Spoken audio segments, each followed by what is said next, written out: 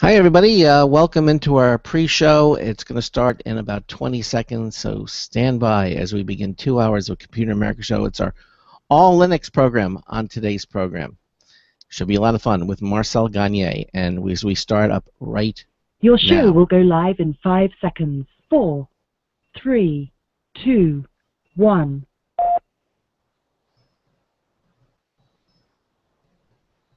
Broadcasting live, it's America's longest-running national radio talk show on computers, Computer America, hosted by national columnist Craig Crossman. Look for Craig's weekly column in your favorite newspaper. This show is being beamed nationwide at ComputerAmerica.com. Keep it here for technology news, computer products, guest interviews, and your phone calls. You're listening to Computer America. Hello, and welcome into the Computer America Show. It's the nation's longest-running, nationally syndicated radio talk show about computers and technology. Computer America is heard around the world and coast to coast. And I'm your host, Craig Crossman. And I'm your co-host, Ben. And it's our all Linux show on Thursday today. And it's all about Linux and more Linux. And we have our correspondent, Monsieur Marcel Gagné, will be joining us for both hours. And we always have a terrific time. If you have a comment or question, we'd love to hear from you. Give us a call, 347-884-8881. We'll get you on and get you through. Or just go to our website. Go to ComputerAmerica.com, and any page at the website, you'll see the menu bar. You'll see it says Live Stream. We want you to click on that. You'll be taken to our live video streaming page where you can watch the show. You can see Marcel, and you'll be able to see Ben. Ben has the technology to display websites, links, videos, that type of thing. And it just makes for a more interactive experience here on the program. Now, the other thing that we also invite you to do is either go to our homepage at ComputerAmerica.com. You'll see the show for today, Marcel Gagné. You click on that, and there's a big two words that says Cheat Notes. If you click that, it'll open up a Google Docs document, and you'll be able to see what we're talking about. Marcel takes the time to set up a page where with all the topics, the subjects, the text, links are in there, pictures are in there, so it just makes for a more interactive experience. So between the live video stream and you having the cheat notes in hand, it just makes for a more interactive experience, and we highly recommend. I mean, Marcel takes the time to do it. I'm always badgering him about it, so to get it done, and so let's make good use of it. So again, it's the cheat notes at ComputerAmerica.com, or you can go to blogtalkradio.net, and you can go to our show, and we also have the link there where it says cheat notes. You can click on that; it'll take you up to the same page. It's the same document, so you can look at it. So Ben, anything else before we bring Marcel onto the program that you want to mention? It being Thursday. Wait, it being what? Thursday. Yeah, man, I know the day. I'm not that out of it yet. It's well, all right. We're still doing okay, but of course tomorrow we're gonna have the giveaway. Yes. I believe you mentioned that with Logitech, the partners over there. So hey, free mouse, that's good stuff. Yeah. And of course, always check out Facebook, Twitter, social media, Google Plus, what have you, and give us a like, give us a follow, and that's how you enter the contest. And hey, you get to keep up to date with what we are doing over here. Other than that, though, no, I think I'm good to go. Good. Well, I didn't mention the mouse, but yes, you're right. It's the Logitech M535 Bluetooth wireless mouse. It's valued at $40, and we're going to be giving that away on tomorrow's show. So make sure that you're registered for the contest, as Ben had suggested. Okay. All right. Well, let's get to it. Marcel Gagné. He is the author of several books, including Moving to Linux, Kiss the Blue Screen of Death Goodbye, now in its second edition. Other books he's written include Moving to Ubuntu Linux, and his newest title is Moving to Free Software.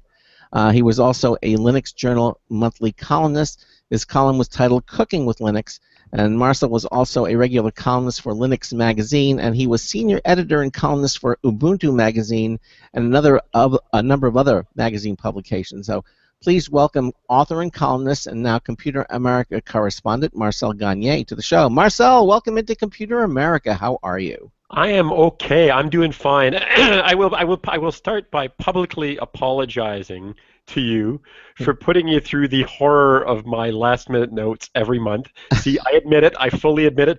It's just like I'm always going like, oh, I just want to try this one other thing. I want to play with this one other thing. Oh, maybe I'll want to include that. No, I don't really want to do that yet because there's one thing that you have to understand about writers. We work on deadline, and deadline is the day that it starts. Okay. Yeah. So technically, I hand things in early from a writerly perspective. Yeah. And I like to get that published, like at least give you a day or two. Our listeners. I know, but I don't get that. But. Okay, are you not your motorboat impression?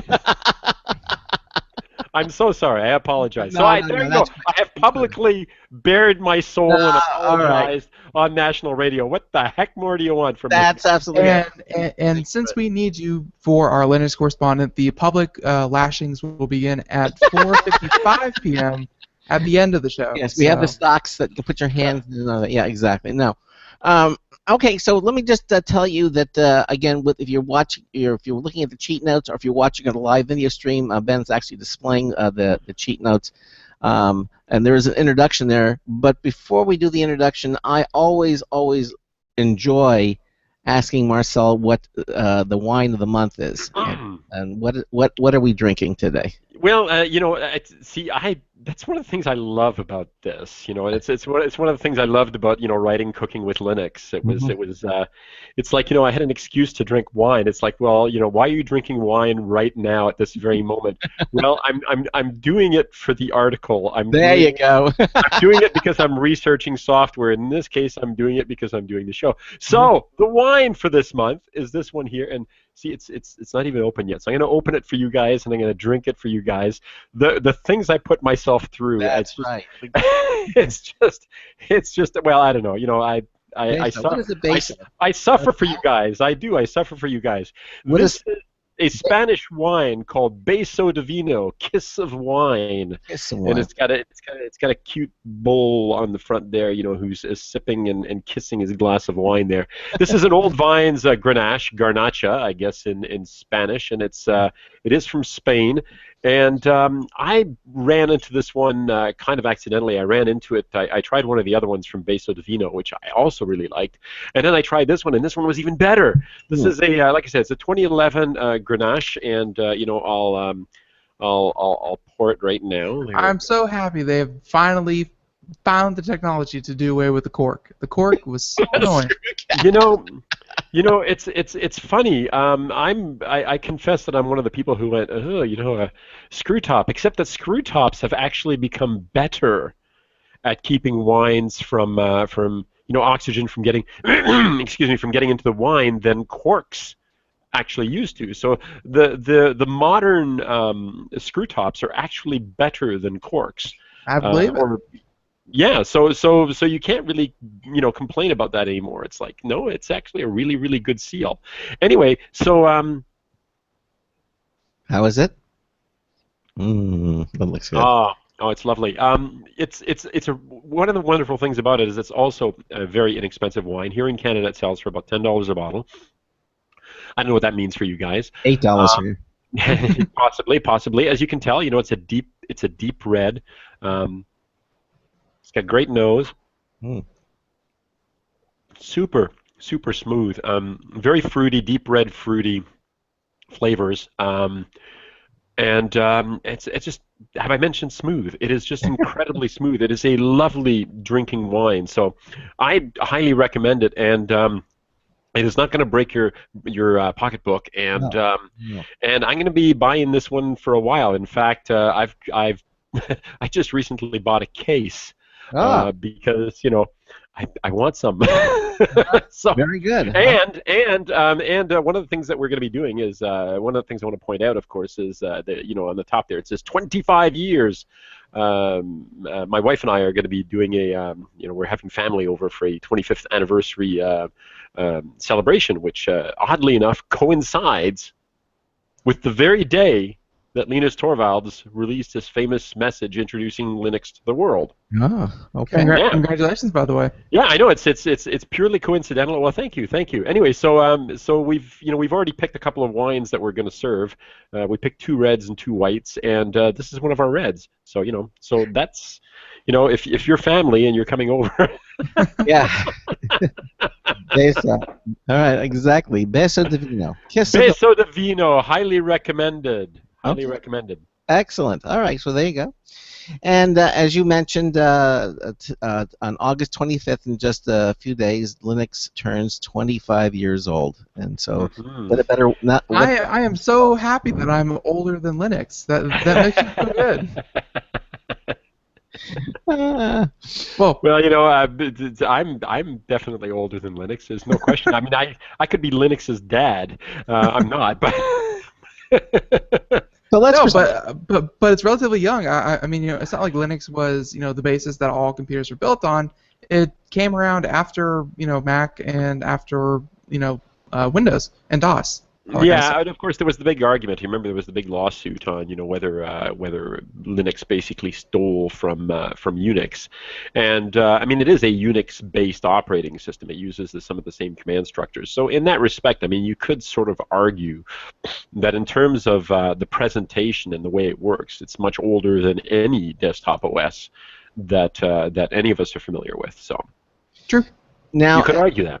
Now, as you mentioned in the news and rumors, again, that Linux turning officially 25 years. So now the Linux Con happens to be in Toronto, and evidently that's nearby. So you're actually going to be going to that, right? I'm actually going to be going to that. I'm really looking forward to it. There are a bunch of people that I haven't seen in a while. Fellow Linux journalists and writers and so forth that I'm hoping I'll see there. Will Linus Torvald be there? Yes, he will. In fact, on the 24th of August in the evening, there's going to be a black tie gala celebration. Are you going to that? Yes. No, we're going to send over some business cards. We need you to give him a hug and slip them in his pocket. Give him a card. Maybe we can have him on the next Linux show. We can have him with you joining us. I met Linus once, just once. I met him in Toronto, oddly enough. It must be like 15 years ago now. So it's been quite a while, but I did have a chance to meet him way back when. But I've not seen the guy in person since then. Obviously, I've seen him online and I've seen his posts and so forth. Why don't we charge you with this mission? I mean, if you get to see him, invite him to come on our Linux show the following month. We can do a Google Hangouts. He can do it from anywhere in the world. You know what? If I get a chance to chat with Linus. Yes. And I make no promises there, but if I actually get a chance to chat with Linus, I will definitely point it out. I will absolutely, positively say it. Yeah, extend an invitation I shall.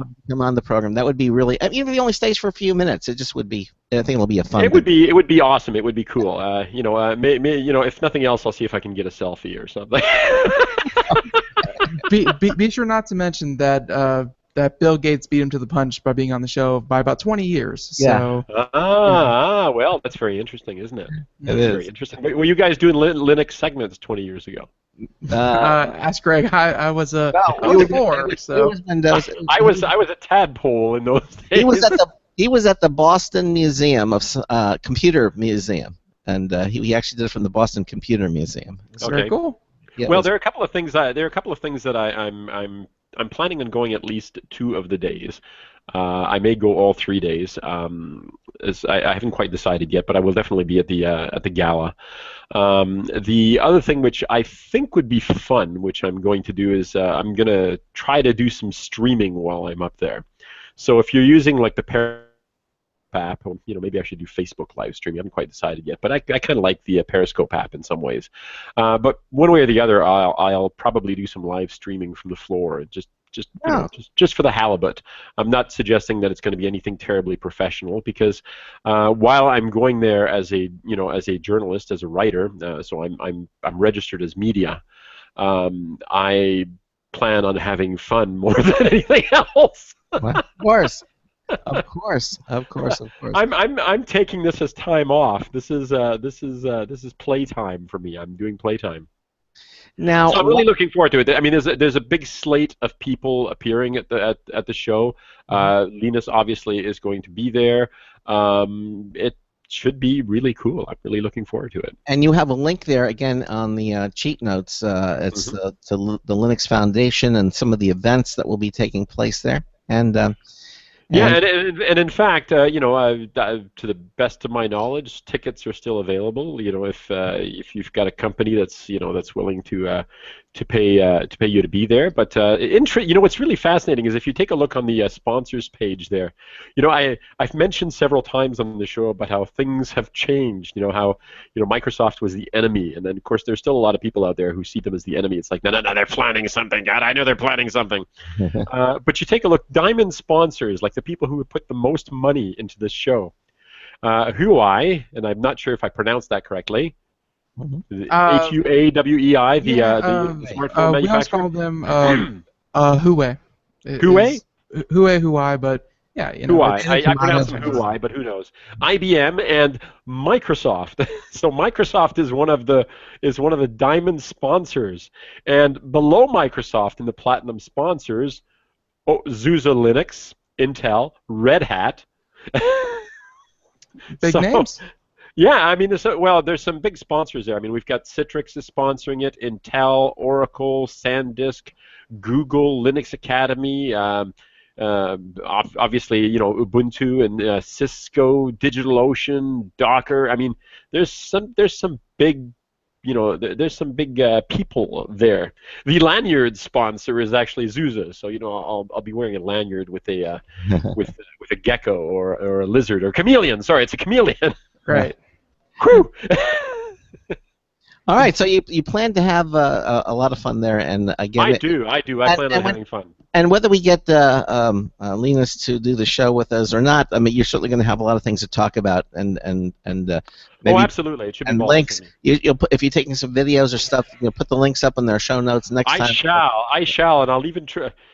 I'll even try to give you the links. No, I will. I'll give you the links to the videos right away, so that if you want to play with them beforehand, you can do so. That's good. All right. Sure.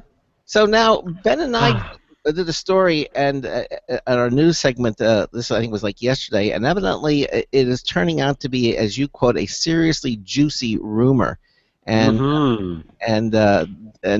we're talking about something called fuchsia. And yes. This fuchsia is actually a flower, and it's also a color. It's also color, and this could be something really huge, or it might be something that's not. But it's certainly being backed by someone who has the clout, and that's of course Google. And it looks like Google is in the process of developing a new operating system. And you go, wait, what? I mean, they've already got Android, they've got Chrome OS, they've got all this stuff. So why are they reaching out and doing this new operating system that basically is not even based on Linux? At least Android it is. This is not. Yeah. Yeah, it's there's speculation galore out there about what this is. I mean, some people think it's a response to Samsung's Tizen. There are people out there who think that they're trying to just, this is their way of solidifying their position in the, in the mobile field. Although how this is going to help, I'm not entirely sure. If you go to the GitHub page, actually, I didn't give you the link to the GitHub page, so let me just paste that into the show notes. But if you go to the GitHub page, you find out that it says Fuchsia, pink and purple equals Fuchsia, a new operating system. And pink and purple were two names of Apple operating systems, right? No, I did not know that. Yeah, were they not? Am I not? Like, come on, one of you guys is an Apple guy. It's not ringing a bell. No, I think they were. I think they were, actually. I think they were. Now the problem is that there are a bunch of people that are in there, but there are no files. There's nothing. Now it actually says it's a completely open source operating system, and there's a link to to Google, fuchsia.googlesource.com, and but it's kind of hard to tell where this is going. Now, if you follow the Google the Fuchsia, you'll see that it actually talks about a new kernel called Magenta the Magenta kernel, core drivers and services. And I'll just read it to you.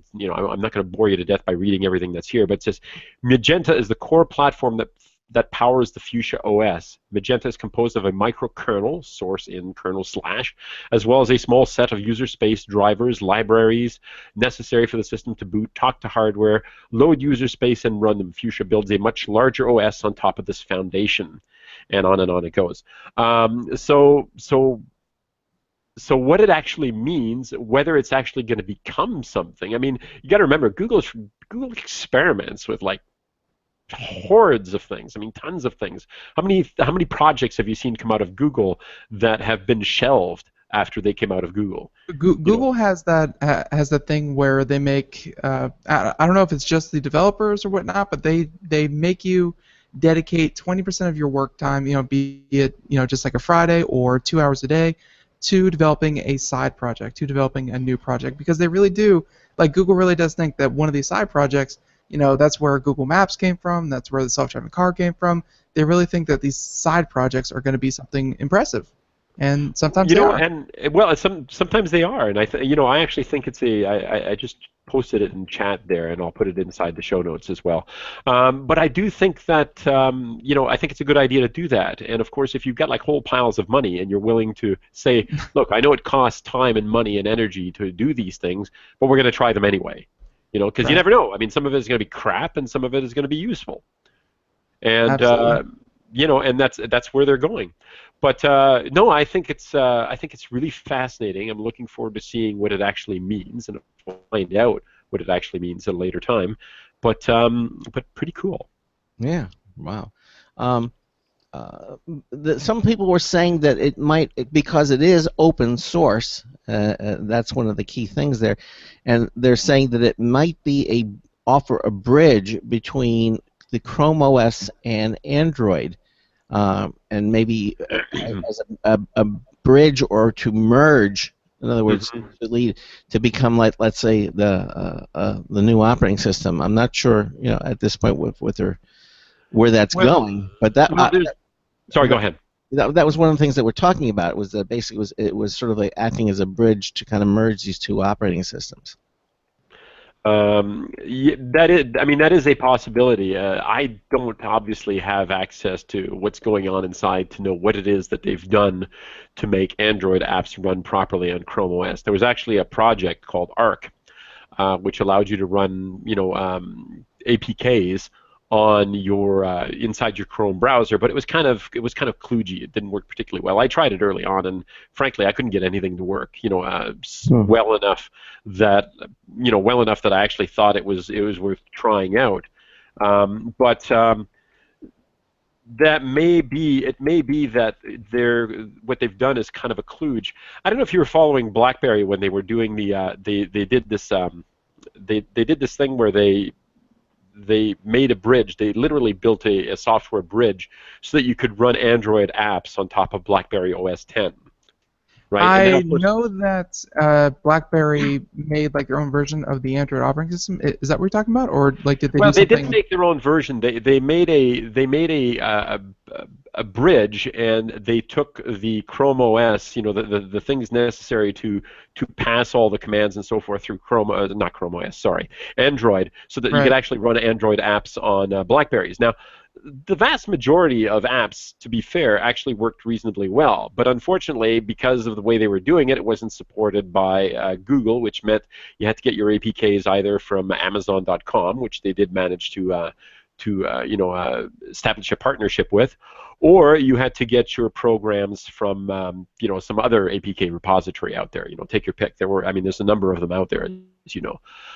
So that's what they did there, but it was always a patch. Like, it didn't actually, you weren't running native Android, and so there were a whole bunch of issues that would come up. Things didn't work like 100%. They worked mostly, and depending on what you were trying to do, you had to fiddle with the Android code or with the bridge so that it would actually work properly. And that was a bit of a pain. Now, of course, the latest two BlackBerry phones are pure Android phones, and BlackBerry is concentrated on selling their security offering to work on them instead. So But the reason I bring that one up is that's a real life case that's already happened. That's history that's already happened. And Chrome OS is now going to run Android apps. And since Chrome OS is basically a Linux system, it may well be that whatever bridge they've built will work on any Linux system, at some point there. So it'll work on any Linux system that you can run Android apps. But again, it's not native, it's not perfect. There are issues associated with that. So the idea that Google may actually be trying to come up with something that allows all these things to run natively across platforms, across Chrome OS, across I was going to say Android phones, but they wouldn't be Android phones. They'd be Fuchsia phones. By the way, I'm not particularly fond of the name. A fuchsia? I'm not terribly fond of that name. No, I'm not actually. Why? Too many Okay. Too many opportunities for bad jokes. Okay? Oh, I see. Okay. Let me just leave it at that. Okay. I mean, Google's going to hate me for actually even having suggested this on air, I suppose. Oh, I get it. You don't have to play with that. You don't have to play with that word and that name for too long to come up with some things. Right. Do I have to really push this any further, Ben? I already have to. But no, I mean, there was a big push with this game development software called Unity that would make games on PCs easily portable to PlayStation and Xbox. It seems like, of course, you see that all the time when you play games, built on the Unity engine. Right. Yeah. It seems like these big companies are really pushing the idea of integration, where they realize that people at this point don't really care that they're on XYZ operating system, but they want to use the apps that they may have already purchased, that they may have already been using, and they want to use them on anything. So Google, in their infinite magnanimous decision, I think that if they can get the entire Linux community on top of the entire Chrome OS community to use the Android App Store or the Google Play Store, I think that's like the goal of Fuchsia, is going to be to get all these people into one marketplace. I actually agree with you, and I'm going to say I haven't said it yet this show, but I'm going to say it this show because I say it every show. God, I hope Google isn't evil. That's a good mantra. That's a good mantra. No, I hope they're not evil, because I rely on them for a lot. I'm almost ashamed to admit how much I rely on Google's infrastructure. We just had a security expert on the show saying that, according to a recent survey, didn't get the exact number, but it was 80% of U.S. citizens have at least one Google account, like Google email account. Oh yeah. Like 80%. Grab 4 of your friends, and 4 out of 5 of you have Google to some extent. Yeah, well, and of course I use them for maps, I use them for navigation, I use them to store my documents online, I use them to store my music, I use them to store my pictures. I use them for everything. It's almost terrifying. Now, I'm enough of a Luddite, or I'm not really a Luddite. I can't be a Luddite if I'm a tech geek. But I have enough question about all these things that I keep local backups of everything. I mean, I keep my music, I keep my documents, I keep all these things locally as well as on the as well as in the cloud. So I'm not 100% comfortable with that, but I have to say that that's where I go to. I mean, I use my local storage as backups, not as my source for the documents, if you know what I mean. Right. So Fuchsia, if it could, like right now, Android is already bigger than Apple on mobile devices, and it continues to get bigger every day. So Android is like the place for this stuff. But as you pointed out, you've got all these different companies who all want to be the glue. They all want to be the glue that cements all these applications, that cements all these services, and so forth. And I think Google, if they're not evil, assuming they're not evil, maybe looking to essentially get rid of that and level the playing field completely, so that every form of information and every Everything can conceivably run on that. I mean, it would be the promise that Java made when they first came out. Write once, run anywhere. And, Right. and we still make jokes about that, right? You could hear the venom in Craig's voice when he said, "Yeah." I don't joke very much about Java. Yeah. You can hear when Craig says Java, it's like Java. I know. So many unfulfilled promises. But going forward, it is that the idea of bringing everything together. And again, like, what was it according to another survey? 54% of computing devices run Android, and 54% includes desktops, includes phones, tablets, handheld devices, what have you. They all run Android. So I can see Google trying to kind of expand that reach a little bit. All right.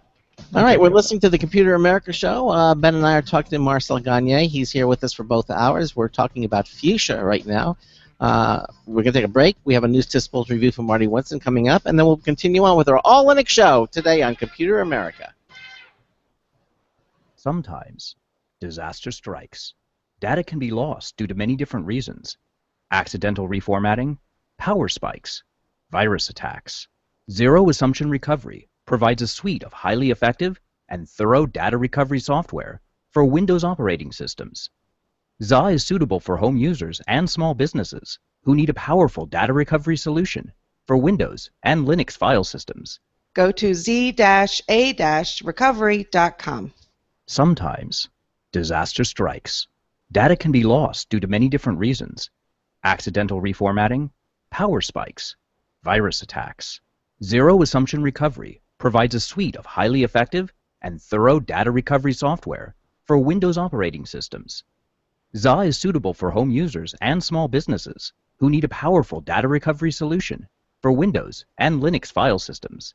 Go to z-a-recovery.com.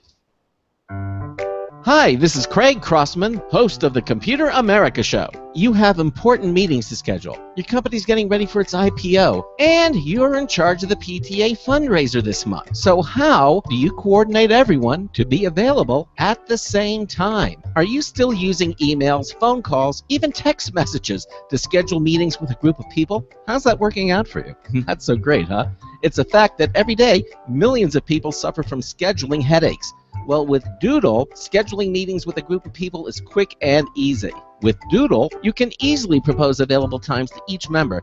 Each one checks off the times that they are available, and then you simply pick the time that works best for the group, all in an easy-to-read display that integrates with your existing calendar. Nothing could be more simple. Give Doodle a try for free, and like millions of Doodle users, you'll truly see how easy it is to find the perfect date and time for all your meetings. That's www.doodle.com.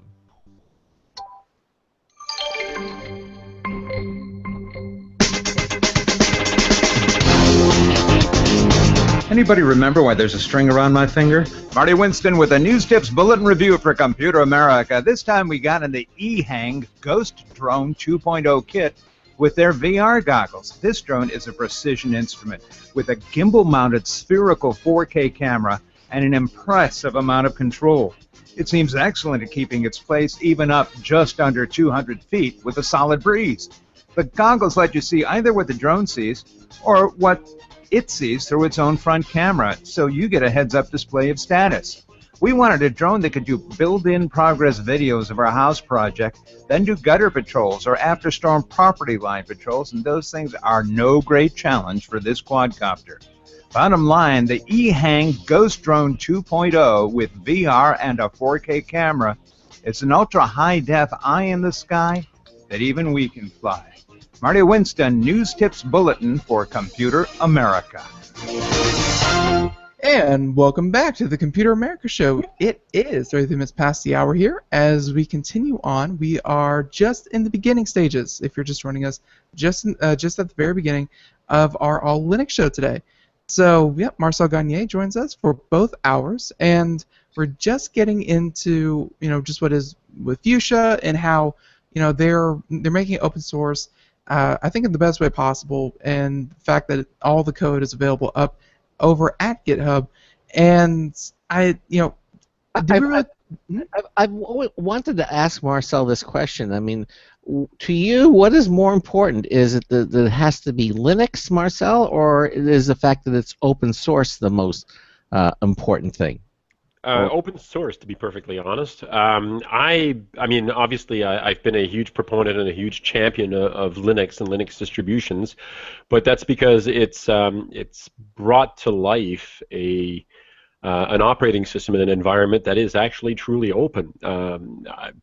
I'd like to think I've made it clear that, for me, it's that things are open. I mean, I believe in open standards. I believe in open document standards. I believe in open hardware standards. I believe in open software.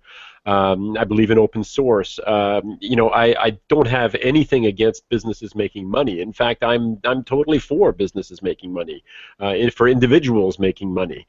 But I think I think by locking information up, by locking innovation up, by bearing down on anybody who wants to innovate with an army of lawyers, we're not making the world a better place. Okay, so therefore, open source really is the key. So then you have no problems with something like Fuchsia. I don't actually. I don't. In fact, I will be following it. I'm looking forward to seeing what happens. I have to say that I was curious enough that I reached out to a couple of other friends, other writers in the business, and said, "Hey, what have you heard?" And everybody's like, "Nothing. What have you heard?" So I contacted a couple of friends at Google, and the answer that I got from my friends at Google was, "What? It's the first thing I've heard of. The first time I've heard of it." Maybe it's so ultra secret that nobody knows. No, I think it's. I really do think it's someone's side project that they've been working on, and Google decided to take it to the next step. But it's obviously not widely developed yet, so. And there's obviously room for more than one open source operating system. Well, yeah, I mean there really is, and you got to remember there's also when we talk about Linux, I mean Linux is the kernel of what people commonly refer to as a Linux distribution, which is why there's been this discussion over the years of whether we should call it Linux or GNU Linux. And GNU, of course, is a recursive acronym that means GNU's not Unix, which was the initial project to create a Unix-like operating system. And in fact, the GNU project created a lot of the tools on which Linux was built, or that Linux used to be built. So there's some argument for that, but I've strayed away from that because I think it's a little bit confusing, and I think if you're going to call it GNU Linux, you should call it GNU / Mozilla / SendMail / Apache / blah blah blah / every bloody project that isn't GNU that has contributed to it as an operating system. So I think frankly, it's just confusing. And I don't have any trouble with it being called the Linux distribution. I don't have any trouble with the fact that Android is a Linux distribution that happens to be called Android. So for me, it is about an open source development project. And like I said, Linux wasn't the only one. Linux just happened to be the first one that brought a full-fledged, operating system, a fully open operating system to life. I mean, that's really what made it exciting, and that's why it remains exciting to this day, the fact that there's been such a huge adoption of what was an attempt to create, a fully open operating system. Okay, so that said, so where do we stand now with this? You know what? Let's go into some more news. First of all, just because it keeps popping back into my head, and I need to clear it from my head. Okay.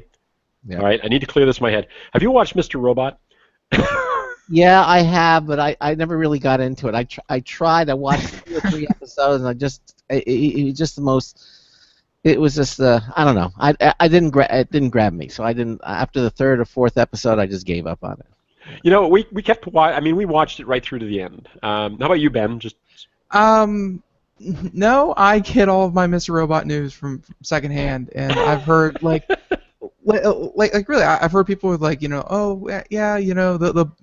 badgered into watching Mr. Robot, and it's like 50-50 where it's like, like Craig, I just can't get into it, and then I've heard other stories of like, I watched a couple episodes and I was like, this isn't really my thing, and by episode 5 I was like, okay, this is pretty interesting, and then the last 5 or 6 episodes they binge watched, the very night. Like, it seems like if you're going to get into it, you're going to get into it midway, and then you're going to want a whole lot more. It is definitely one of those shows that you watch, and believe it or not, there is actually a Linux component here, because of course they're working in Linux systems all the time on the show. I mean, they actually give you close-ups of computer screens and people, working in the shell and and executing Linux commands and so forth. And it's like, oh, this is so cool, man. If you happen to be an ultra geek, it's pretty cool, and it's got a staggering. Right, well, they do it right. They do it right, okay. and in fact, the audience that's going to watch this show is going to be hyper critical of any mistakes that they make. In the presentation, like hypercritical. Right. So they've gone above and beyond to try to make sure that that they don't get caught in that. I mean, I don't know.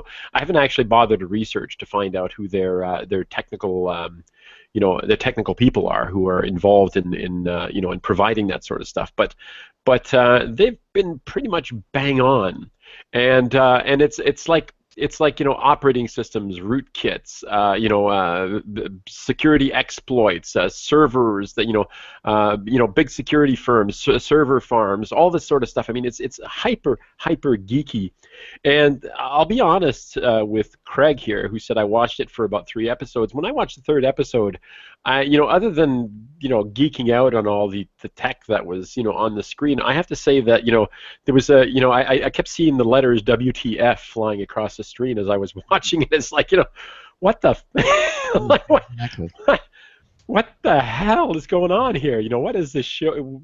What are they doing?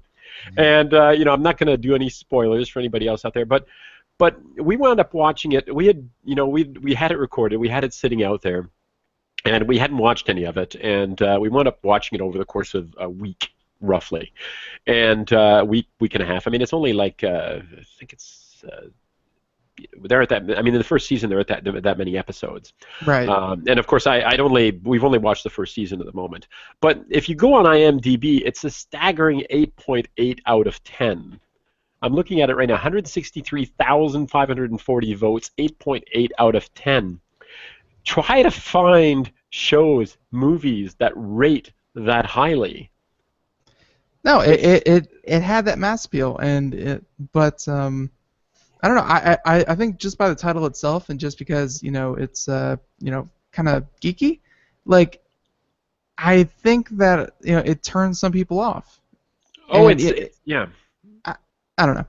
Yeah, and you have to, and the characters in it are kind of so dry. I mean, so deadpan. I mean, it's like he's Mr. Robot. So well, it's like it's also like it's the end of the freaking world, and by the way, it is.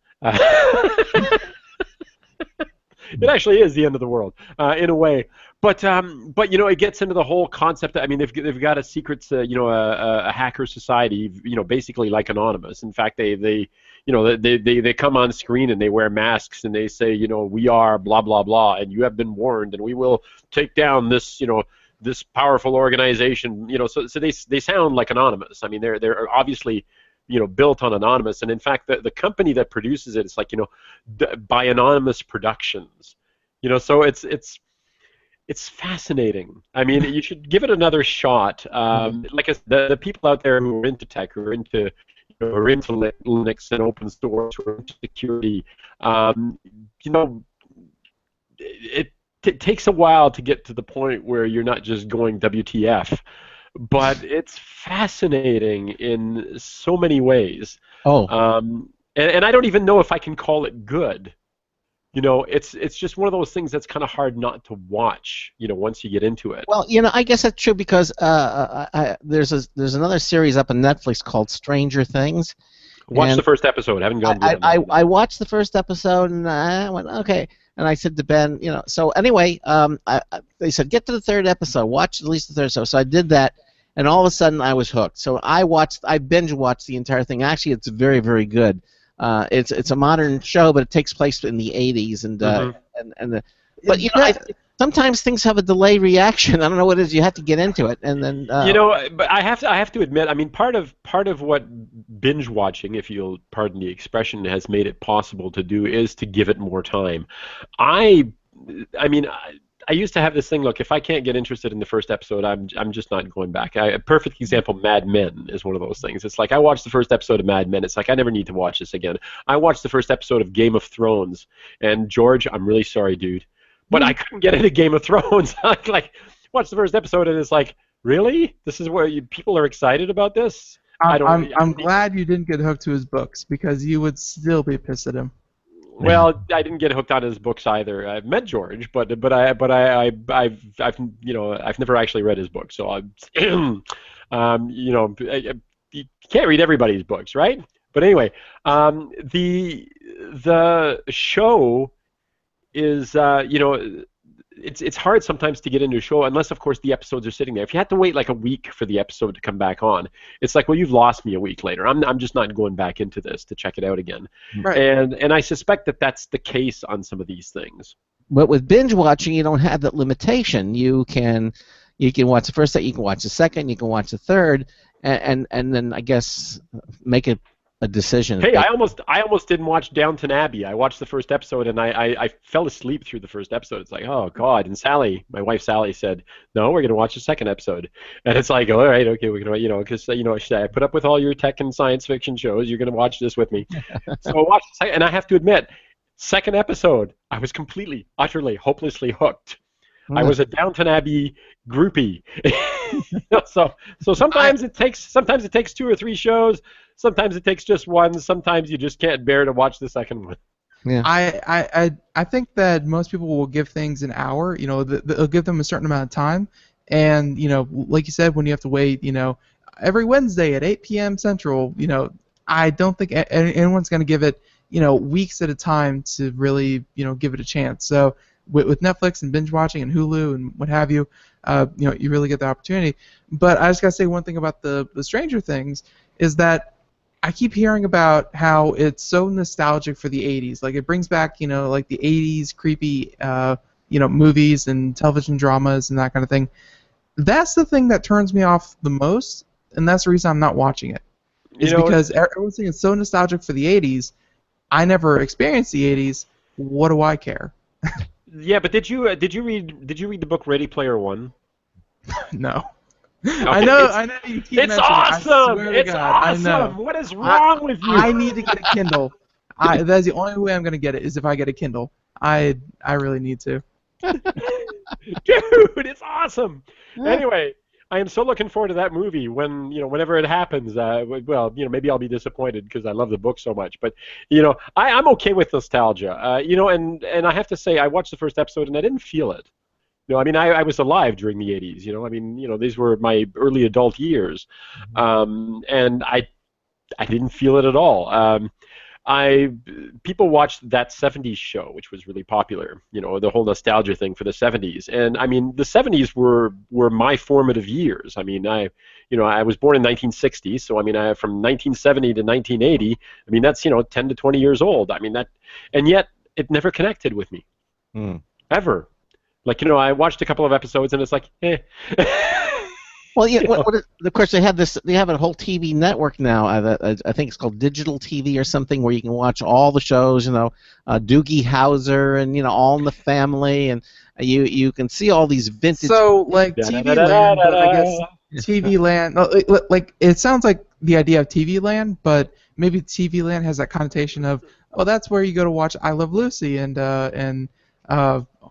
why do I want to say Sailor June? No, the Boat Wreck, Mr. Howell, Gilligan's Island. There, thank you guys so much for helping me. I can sing the theme for you. Just sit right back and you'll hear right there. Exactly, that one. I do all the words. And before we get sued for copyright infringement, it's not.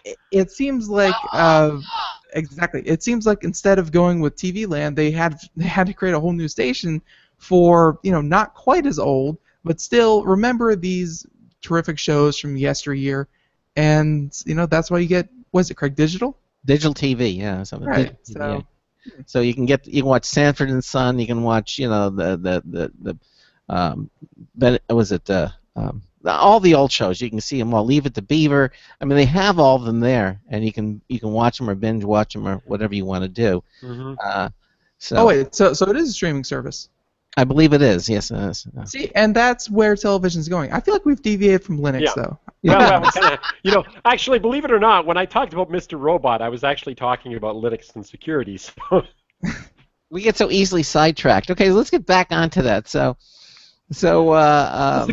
Linux security. Okay. We've got a couple of Linux security stories, and I'm gonna throw in an observation that I made after we watched the last episode of the first season of Mr. Robot, which is, one of the reasons that I believe in open source and open standards is because it is not a single point of failure. Okay, if you've got that many people, I mean, it's the ever popular, many eyeballs thing. I realize there are arguments in both directions and so forth, but but I kind of believe that if you've got a lot of eyeballs, you can actually turn up issues and say, look, hey, I just discovered this, and you share it with people, and we deal with it. But I thought about this as I was watching the show, the idea that that security, in some ways, is getting harder and harder to do. I've chatted with enough people in enough companies who who look at security as when we get hacked, not if we get hacked. Okay? Absolutely. As in, it's going to happen. All right, you can't. It's gonna happen. So how do you recover from it? What do you do once it happens? Because it's gonna happen, and security is becoming a problem. Is becoming a problem of that type. And one of the observations I made at the end of it was, in some ways, open is the way to go on security, and it is because if you're hiding all these things, then you have so few people who are actually, the only people who are looking at it in any great detail, other than your, small handful of guards in the tower, are the people who want to break in. So open security is probably still the best security. And I'm assuming that you are referring to this with Android and that massive security flaw, right? Yeah, there's not massive security flaws, and it's like, oh well, everything is endangered, but massive as in, I think when we did the story, it was up to 1.4 billion devices had this one small security flaw. Yeah, there's one small security flaw. I actually chatted with a buddy of mine in the security business, and who's a white hat, as in he's actually, I mean, like he's a registered white hat. He basically went meh. For some strange reason, this didn't really this didn't get him all that excited. The fact is, mobile communications, and this is obviously a problem, but mobile communications is inherently insecure anyway. Okay, unless you encrypt everything end to end, and even with the security flaw in place, okay, if you dig into it, even with the security flaw in place, if you use a VPN service, like I use Private Internet Access, PIA. I don't know if you've ever had those guys on the show before. What's that? Sorry. No, we haven't. No, we've had a couple VPN services on, but not those in particular. Maybe you should reach out to them. I kind of like their service. I'm rather fond of their service, partly because they have really good support for OpenVPN, which of course means I can use them on any Linux system easily. They are bookmarked. We'll invite them on. All right. But anyway, so I use PIA. That's the one that I use. I mean, I've used other services, but that's the one I've been using for a while now. I like them. But if I go into a coffee shop, if I go into McDonald's, if I go anywhere where they offer me free Wi-Fi, the first thing I do when I connect to their Wi-Fi network is I set up an encrypted VPN connection. So that everything I do is encrypted. And that's, in some ways I think that that's the heart of what we have to do with all these things. The problem with Android, of course, Linux has back-rolled patches. I mean, there have been patches that have been back-rolled like forever, but of course even that's getting a little bit crazy. It's like, just how far back do you want to roll security patches before you say, hey, nobody's actually really using this anymore? And of course, with Android, it's much more business oriented. It's like if there's a security flaw, then the upstream vendor has to provide a patch by giving you a new version of the operating system that you install OTA over the air.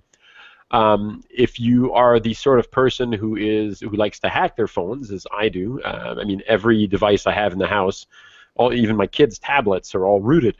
And then you have access to stuff even if the manufacturer doesn't provide it, right? Yeah, right. So security is becoming a big thing, but I don't know. I think something that we have run into on the show before with other security correspondents and other security-minded people is that because there's so much communications out there, like there's so many people texting each other, sending each other inappropriate pictures, talking on the phone to one another, whatever it is you do on your cell phone, there's so much of that going on that the data that you could possibly get from it, unless it's super targeted, like unless you're getting Obama's or unless you're getting Merkel's from Germany, like unless you're getting a person's, there's it's like going outside and picking up a leaf and being like, I got all the DNA of all the trees in the world. It's like, who cares? You almost do, by the way. Just want to point that out. You've got the vast majority of it. Congratulations. Right, but at the same time, there's so much of it, spread out everywhere. It's like, who really cares if you can tap into, all these people's communications? You really can't do anything with the data. Like even companies like Google that are collecting the data are having a hard time even processing it itself. Okay, so, let's go back to open for a second. Okay, Craig put me on the spot and says, is it Linux? Where are your great loyalties? Are they in open source, open standards, or are they in Linux? And I wholeheartedly say open is more important. Open hardware is another place where things are hugely important. If you think about it, okay, we inadvertently. The industry inadvertently created the right thing when they created PCs. I'm not saying they're perfect, okay? But they're the right thing, or they were the right thing for a long time, because basically all PCs were essentially the same. They were built on the same chipsets. They were built on the same technology. They were built on a limited number of BIOSes and so forth. So you could, in fact, come up with an operating system, come up with software, come up with a whole host of crap that you could run on one of these things. All right? Mobile hardware is much more limited. Okay? It's much more limited, it's much more locked down, it's much more problematic. So to deal with these things, you have to trust the vendor. Here we go with the I hope you're not evil thing. And I'm not just talking about Google at this point. I'm talking about every company that's out there, whether it's Samsung, whether it's Asus, whether it's Acer, whether it's, Huawei, or however you pronounce it, or any of these companies that are producing mobile devices. If you're going to give us a piece of hardware that we are going to use to get on the internet, share our not just share, but access our personal information, whether it's banking, whether it's family information, whether we're in the house, whether we're out of the house, anything like that, okay, then we're going to have to then that should be open hardware. It should be possible for me, if you're not willing to support me, okay, if you're not willing to give me an updated version of my Android operating system that runs on my Samsung, whatever. I'm not blaming Samsung. I'm just pulling a name out of the air here, just for the record. Okay, then I should be able to do it myself. Okay, it should be possible for me to take my own security into my own hands if you're not willing to do it. And for that to happen, okay, we need to have open standards, not just in software, okay, but in hardware as well. You can't build hardware that's locked down. That's crap.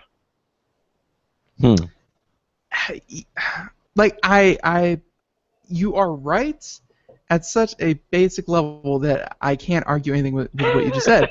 But there's a but. I'm going to say this, that I think that the vast majority of people who have cell phones and who are locked down and don't know how strict what they're actually buying, like even though they're spending $400, $800 on this phone, they really don't have control over what they're holding. But I think so many people don't know what they don't have, that there's just no outcry, and without the outcry, there's no reason to change. You know, I don't know that there's ever going to be an outcry. You know, here we go with Mr. Robot. Just I'm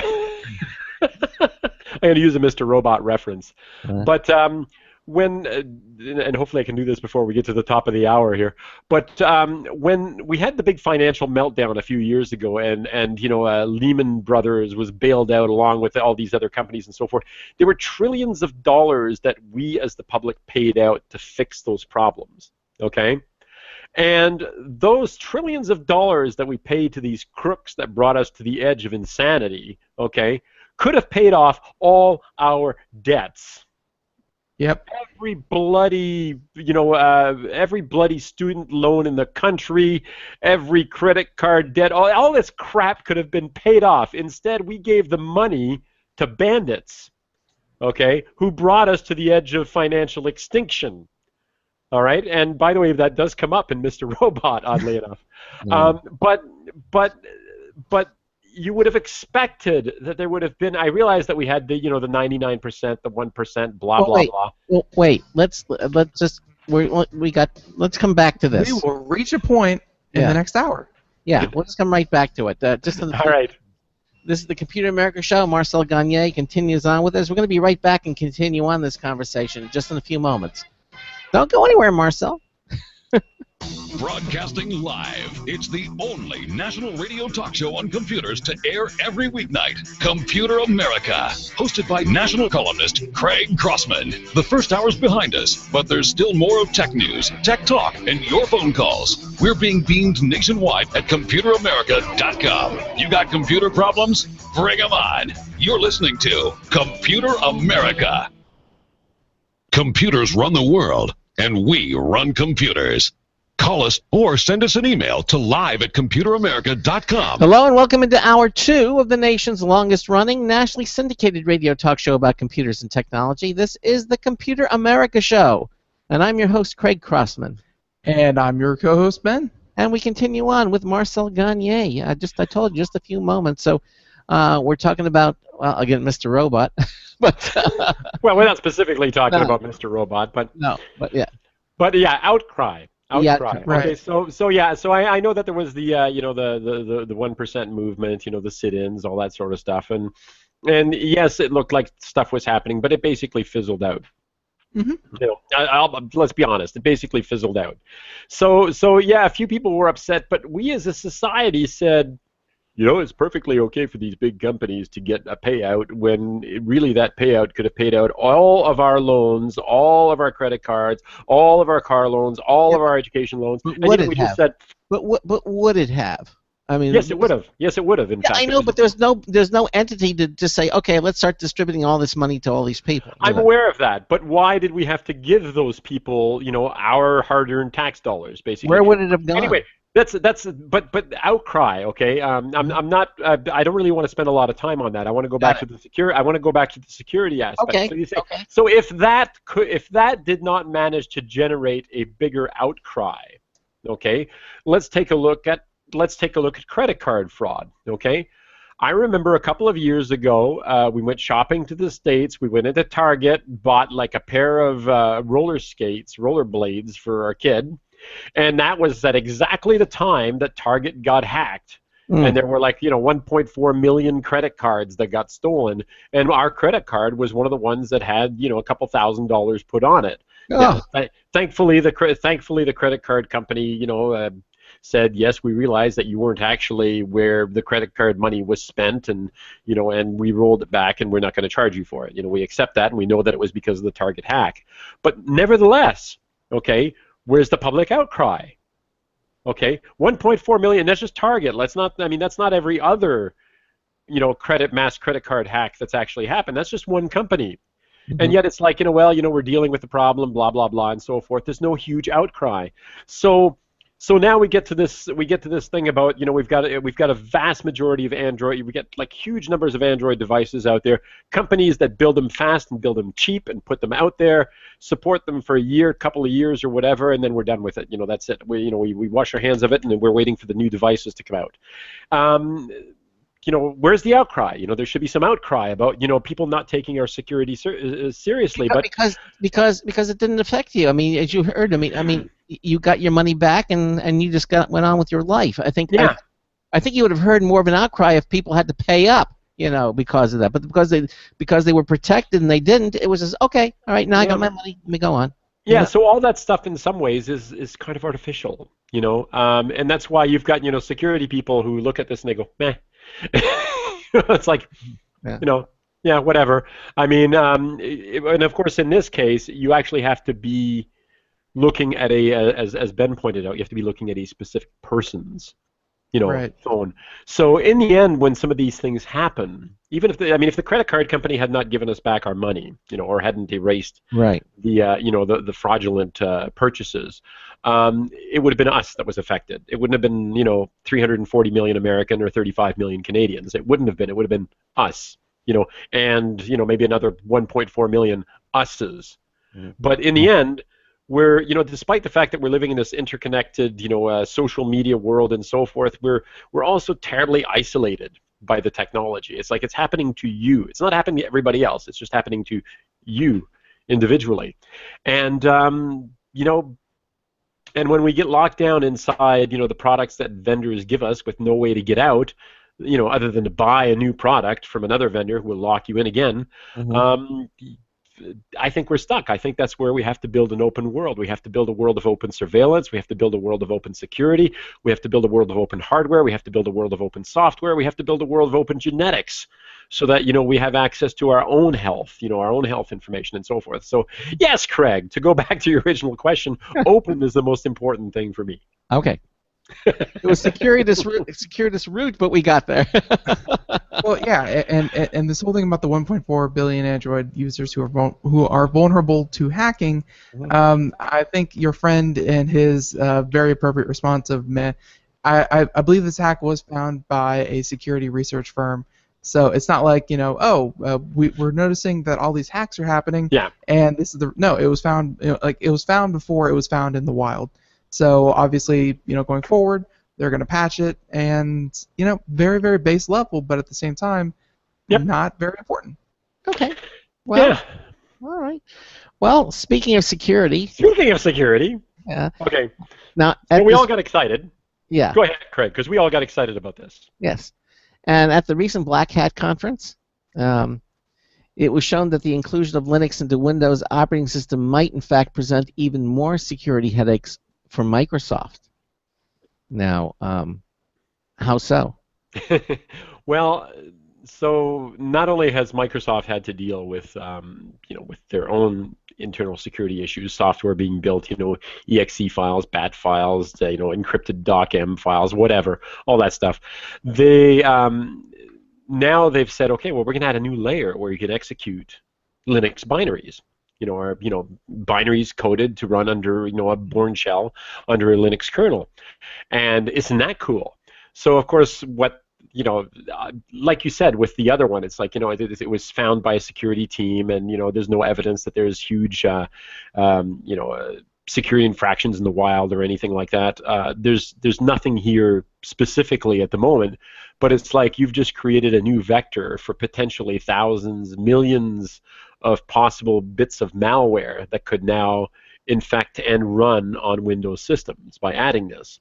So I wasn't there for the presentation, and again I had a chat about this with a couple of people. The reaction was kind of muted there as well. It was, yes, that could present a whole host of new problems, but so what?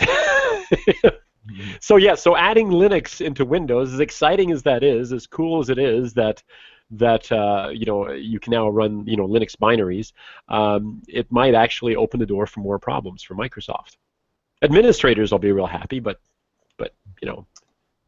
I think that Microsoft is comfortable with the trade-offs, thoh. Yeah, I think they are. I mean, obviously, I actually think they are. Again, despite all the people beating up on Microsoft, I can't bring myself to believe that Microsoft doesn't care about security at all. I mean, you have to be. I don't know what kind of frame of mind you have to be into to think that they wouldn't care. Yeah. There's not much that I can really speak on this, but Microsoft obviously did something where they thought that, including Linux and replacing something that was seen as old and outdated with something that, I think a lot of users would be able to see is more functional and, more developed and evolved. Well, and for administrators, it was a big deal. Right. So you're going to introduce, whatever problems Linux came with is now, problems that Windows is going to have to deal with. But, it's still good move. Still good move. Yeah, no, I'm inclined to agree with you, and we'll see just how big a problem this is, or whether they've thought this through, and perhaps just the fact that somebody demonstrated the problem will be enough to put some confines to make sure that it doesn't become more of a problem. You Right. see, that's another thing about open. Right. So, and sorry, but where did all this fall into with the anniversary update? Sorry? Or are we not on the story yet about the Windows 10 attack surface grows with Linux support in the anniversary update? Hang on, you've lost me there. Oh, sorry. Yeah. No. That is actually what we were talking about. Right. Okay. Yeah. Oof. Yeah. Okay. Sorry. No, I was just trying to see where the anniversary update, kind of was thrown into that because, the anniversary update was in fact the newest release from Microsoft. So that's right. That's correct. Yes. So this vulnerability is only with the latest update? Yeah, we've been talking about this. It wasn't just the latest update, but this is where it becomes obvious. Okay. Yeah. I mean, it would have been a problem the very first time, even for the developers that it was released to. Gotcha. Okay. And of course, now we're getting outside of developers. It's not just developers who can have access to it. So. I know you do use. I know you're a Linux proponent, but do you still use Windows 10 at all? No, I told you, maybe you remember on the last show or the show before that, I don't remember, I decided I was doing some work for somebody, and I kept getting a little message that said, please upgrade to Windows 10, you won't regret it. Mm-hmm. And I upgraded to Windows 10, and it took over a day for the upgrade to happen, at which point I had no video driver and I had no network driver. So I actually shut down that machine and never went back and fixed it. So I'll be completely honest. I haven't had to look at it since, and I'm gonna. So I bought this new notebook, and my first thought usually when I buy a notebook is I'll just blow everything away and install Linux. And I actually paused on this one for a moment. Okay, and we'll talk about the notebook a little bit later, but I paused for a moment and I thought, is this really a good idea, Marcel? Like, you don't actually have a working Windows 10 version anywhere in the house, because... Well, so far, Marcel Gagné is 0 Marcel Windows 10 1. So far for claiming computers. So I actually set this one up as a dual boot. It has a 1 terabyte drive. I gave Windows 250 meg, and I left the other 750 for Linux. So showing favorites. So Windows 10 is there. I haven't actually played with it yet. You have the anniversary edition update on it? Have you done it? It was updated 2 days ago. So yes or no? I'm not sure. Probably yes. Yes, I'm sure it was. I'm sure it was yes, because I installed it and I ran the updates as I installed it. So. Okay. I still haven't gotten it. I don't know what it is. Maybe they forgot about me. Aww. Oh. Who knows? I'm so sorry. Maybe you should call somebody. Well, I mean, there's a way to force it to update, which we went over a couple days ago. But I'm not going to push the issue. It'll happen when it happens. Okay. Right. Well, so you said you're including the following. Again, I'm looking at the show notes, the cheat notes. I'm including the following because it covers an interesting topic, namely the way Linux distributions are released. Yes, I'm doing that partly because when I got the notebook, I mean, one of the things that I'm sort of forced to do at that point is like, which movie? The Notebook. Oh, you know what? I never saw it. Neither did I. Because it wasn't Linux, that's why. All right, anyway.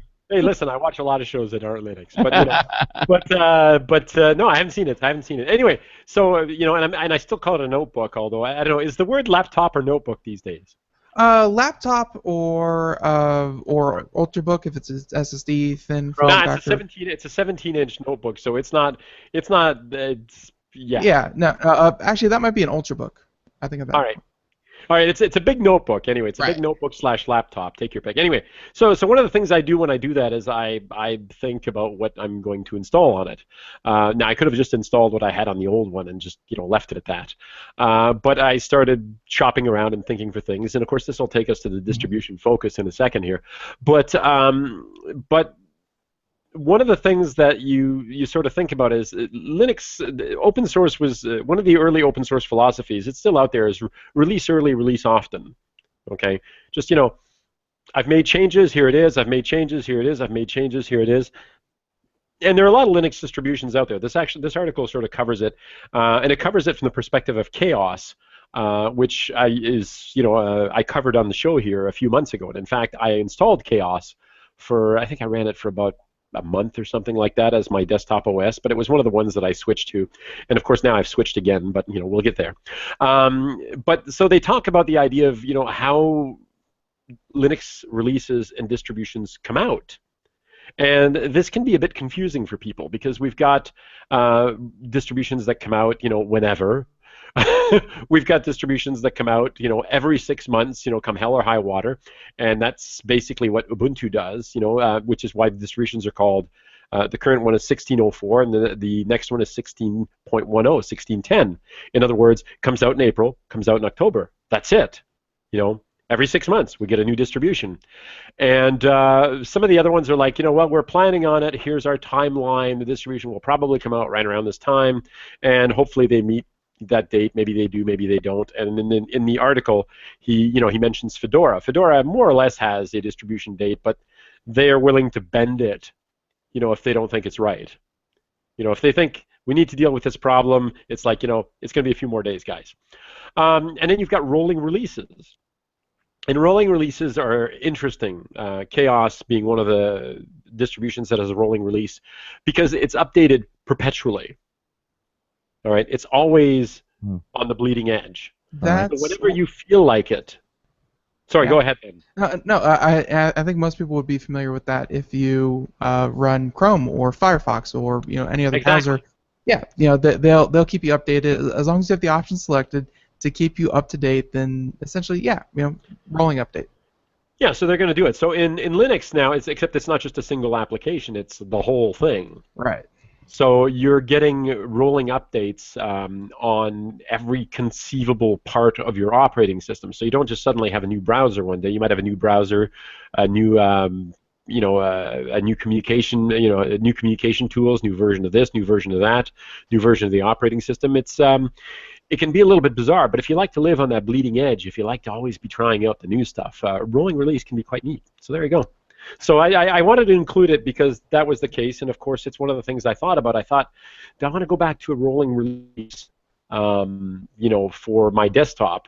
And well, what are the downsides? I mean, are you setting yourself up for a bug that was not really found until it went out into the wild, and then you're stuck with something that just crashes everything? I mean, what are the risks of having of subscribing to a rolling release? Well, conceivably, that is one of the things. Another one, conceivably, is that you've got a package that doesn't update as often as as a distribution does, as a standard distribution does, or one that bases it on, look, there's going to be a new version of Red Hat in X number of months. We'll produce and release an updated version of our software at that point. So what you've got may not work as well, or may not work at all. So that is conceivably one of the issues. Another one, of course, is I don't really want things to change that dramatically on me unless I absolutely need to have it happen. And this is a personal sort of battle. I've started reading a book called The Inevitable. I just started it by the founding editor of Wired magazine. I'm trying to think of his name at the moment. Ben, you'll look it up for me. Sure. What was the name of the book again? The Inevitable.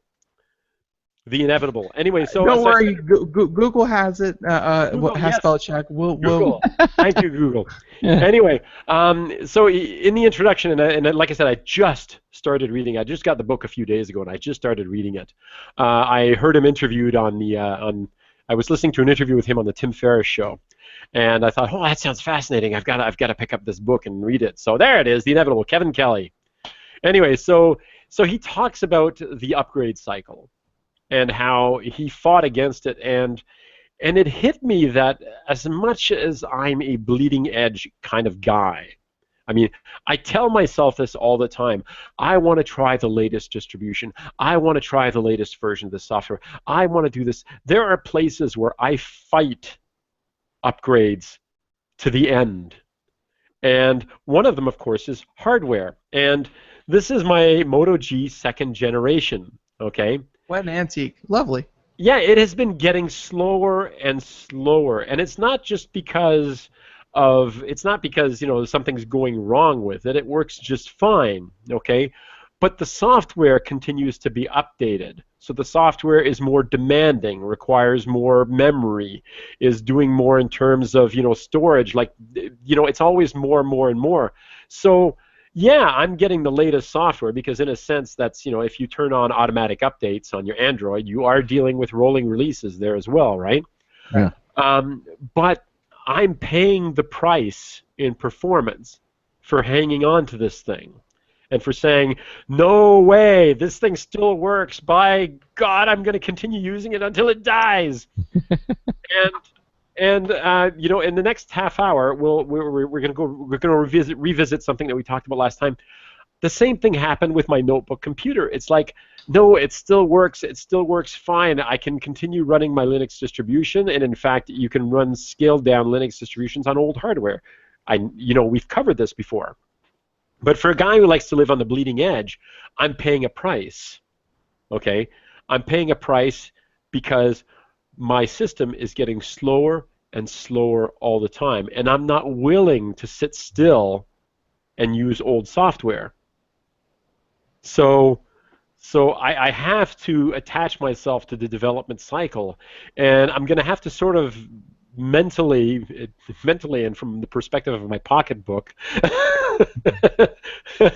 swallow my pride and say, look, if you want to continue playing with the latest and greatest, you're going to have to pay a price in hardware as well.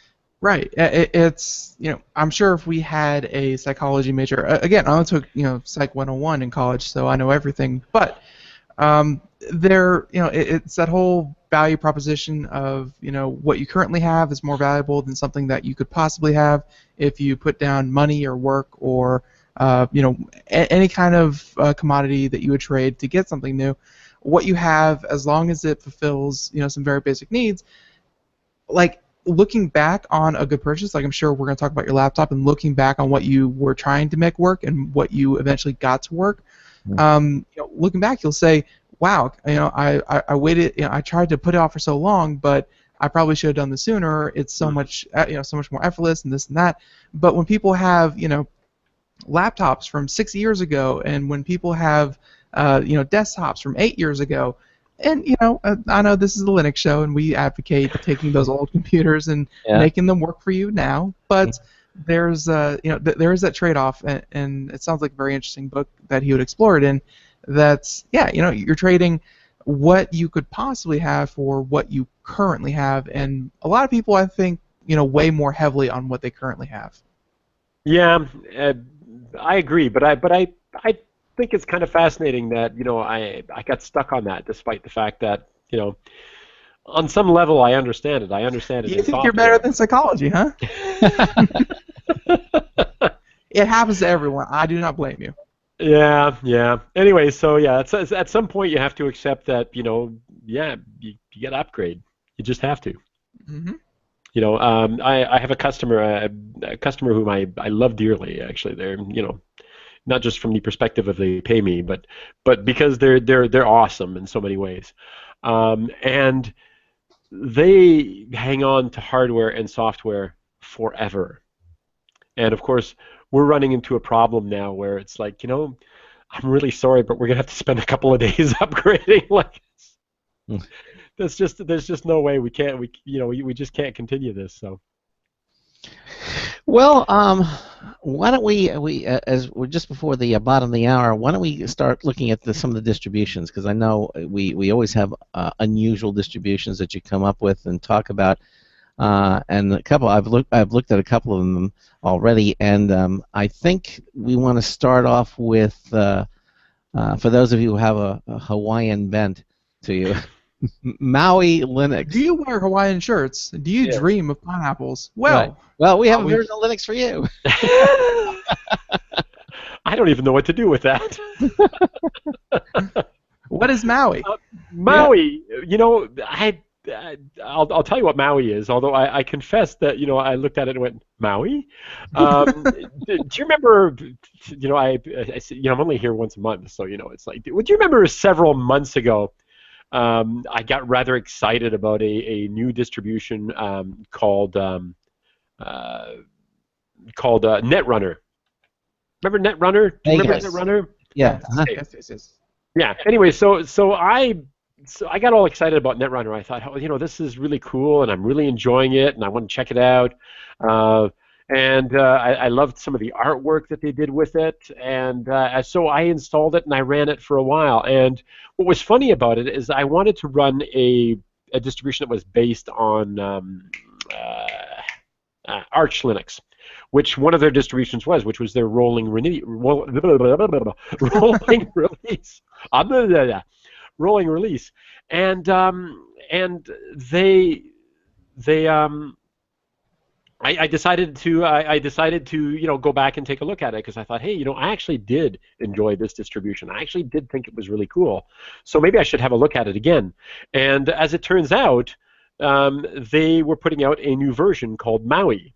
And so Netrunner, although it continues to exist and may continue to exist for some time, although I don't know how much further, had something called Maui Linux. And Maui Linux is based partly, it's a very KDE-friendly distribution, and it bases itself on the KDE Neon libraries. First of all, it's an LTS operating system, which means it has long-term support, which means the people behind it are going to cover it. I think they say to 2018 or something like that. So not that I ever hang on to anything that long, but for somebody who wants to hang on to something that knows, that they want to know that it's going to be supported for some time, this may be well worth a look. But also a couple of shows ago, you may remember that I reloaded, or however many shows ago it was, I reloaded Kubuntu and I attached it to the Neon Linux, or the Neon Neon Linux, that's the wrong word, but the Neon project repositories, which gives you basically the bleeding edge development code for KDE Plasma. Because I love Plasma. It's my favorite desktop. It's my favorite desktop environment. I do use others. I go to others and I play with others, but I always come back to KDE Plasma. And I liked the idea of having the latest and greatest. And here's Maui that says, hey, we're producing a long-term release. It's based on Kubuntu, but it uses the Neon, the Project Neon KDE Plasma repositories. So I got all excited. And I decided on my new notebook, I was going to install Maui. So this is my distribution focus for the day. Now, what's kind of fascinating, the artwork is kind of neat. The layout is it's very bright and nice. It's got some weird, spaceman floating in some strange virtual reality desktop sort of thing happening. It uses a launcher that's sort of a cross between, I haven't gone into detail to see exactly which one it is, but it's a launcher that's a cross between the KDE launcher and the Unity launcher that you see in Ubuntu. So that you pop it up and it's got this I should share my screen so you can take a look at it. Actually, I did a live stream on this earlier today that shows off that part of the desktop. But you've got your favorites, your applications, and it basically is an overlay. Okay, so you type to search specific applications, and you've got an overlay of the different application types, whether it's games, graphics, internet, multimedia, whatever. You've got your favorites, you've got your system access stuff at the bottom, and you've got the applications that you use on a regular basis that show up on the top. It's nice, and I have to say that the Netrunner team, which apparently is the Maui Linux team as well, does have a bit of a flair for making something look sharp, and friendly. So yes, it is based on KDE Plasma, specifically the Project Neon stuff, but it definitely borrows from that that desire to play with the aesthetics in a a very specific sort of way. I see that you're showing the Maui Yeah. desktop pictures there. Yeah. Right. Yeah. It does. I mean, it has a flat art style to it, which I really like. It's Mm-hmm. I mean, it seems all inclusive, although they do seem to have quite a few photo editing tools. They have looks like a video editing tool. I mean, what would you say the audience this is kind of aimed for? Frankly, I'd say that It looks pretty all-encompassing. Yeah. It does. It does. I mean, if I had to pin somebody down, I'd say it's trying to win over the Unity people. The people who like the Unity type GNOME desktop. But there's also a lot of Mac sort of flavor in it. Yeah, I guess that's why they're showing it on a Mac. Yeah. There's real Mac flavor to it. In terms. Yeah. So listen, I'll tell you what. We're at the bottom of the hour, and we'll continue on with this. We're also going to talk about Open Mandrive. Mandriva. Mandriva. Yes, excuse me. And also software silliness. We're going to talk about as well coming up here. We got a news test bulletin review from Marty Winston coming up as well. This is the Computer America Show. We'll be right back. Hi, this is Craig Crossman, host of the Computer America Show. You have important meetings to schedule. Your company's getting ready for its IPO, and you're in charge of the PTA fundraiser this month. So how do you coordinate everyone to be available at the same time? Are you still using emails, phone calls, even text messages to schedule meetings with a group of people? How's that working out for you? Not so great, huh? It's a fact that every day, millions of people suffer from scheduling headaches. Well, with Doodle, scheduling meetings with a group of people is quick and easy. With Doodle, you can easily propose available times to each member.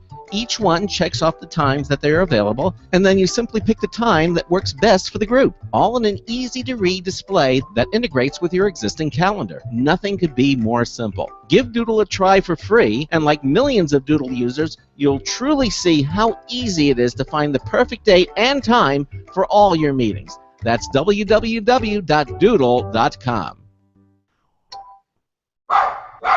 Looking for a best friend? Brother Wolf Animal Rescue has your best friend waiting just for you. The mission of Brother Wolf Animal Rescue is to help build a sustainable, no-kill community where no dogs or cats are ever killed for population control, where true euthanasia is reserved only for animals who are irremediably suffering, or for animals who are truly a threat to society and with no hope of rehabilitation. Brother Wolf staff and volunteers go door to door, neighborhood by neighborhood, to educate citizens about local resources available for at-risk pets and to help their families connect with those resources. Brother Wolf's community-based approach to no-kill helps keep family pets healthy, happy, and in their homes and out of the local shelter system in the first place. For more information or to make a tax-deductible donation to this wonderful 501c3 organization, visit their website at www.bwar.org.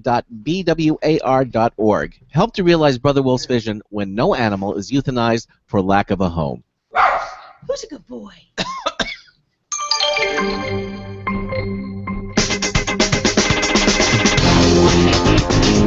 Confuse a kid. Ask him to explain the tech on Perry Mason. Marty Winston with a News Tips Bulletin Review for Computer America. This time, the Blue Water Spirit Water Purifier. Drinking and cooking water as purified as you can get it is the mission of the Blue Water Spirit 300HF, a looping implementation of a reverse osmosis system with a higher flow rate, 0.7 gallons per minute, in a compact and tankless under-sink package. That flow rate comes from a recirculating pump system that also means it delivers a lot more of the water it draws as purified water, about 60% of it, more than double what's typical of reverse osmosis systems. Its filter is good for about 6 months, or 1,200 gallons, and there's a visible water quality alarm. Bottom line, Blue Water Spirit delivers purified water with only what it ought to have. Marty Winston, News Tips Bulletin for Computer America. And welcome back to the Computer America Show as we are about to get into Open Mandrive. Yes, that is the part. Open Mandriva. Mandriva, open All right. Mandriva. Whatever. So, Very no, very but welcome back to, platypus. exactly. Welcome back to the Computer America Show, and it is our all Linux show where we talk everything Linux. I know this is, honestly, out of all the shows that we do, and I'm not going to say it's because all the other shows are not Stay on as topic? not as scheduled as this one is, but I would say that our Linux program, people call in with Linux questions, they call in making, saying they want to have comments about Linux. Like, this is, the most popular show by demand, actually. I would safely say that. So, we are happy to do, at least once a month about Linux, and we do have, occasional Linux stories sprinkled throughout the month, but, this show is very, very important to us. So, again, Marcel Gagné. I'm going to cry. Marcel Gagné is our resident Linux expert. So we continue on here, and again, because people pop in and out, and we never mention ComputerAmerica.com after, the 3-minute mark, I just want to mention it once more, ComputerAmerica.com, show notes, cheat notes, everything that we've been talking about. Please go ahead and go there, and you can even see parts of the show that you have already missed, because you have already missed a lot if you were just joining us. Mm-hmm. And as Craig said right before we went over to the break, it's there's a the next distribution that we're going to be talking about is Open Mandriva. So yes, so what is the story with Open Mandriva? Okay, once upon a time, a long time ago, there was I've been using Linux since 1992. I mean, Linux was released in 1991, and then in 1992 it caught my attention, and I installed it using diskettes. That's how I first installed it, using diskettes. And I installed it and ran some server things on it. In fact, I wound up running a Gopher server for the company that I was at, and an Archie service. This is like a Google in the old days for you kids out there. So and I had an FTP server, and I ran mail servers on it. So I started building Linux systems to do all sorts of server things, and then at some point there I started installing and playing with desktops, and I sort of used it as my desktop, in the office. That's what I would work with and so forth. And by 1996, so this is 5 years after I started working with it, I realized that it was my only desktop. It was what I was using for everything. Windows I'd use if I needed to do something for somebody and take a look at it, but I never used it as my day-to-day desktop ever. So that's kind of, so I've been playing with this for a long time, and that's kind of where that started. Now, the reason that I mention this is that I played with a variety of desktops at that time, and I wound up sort of settling on Red Hat. But by the time I was writing my first book, I had already settled into a Red Hat alternative, so to speak.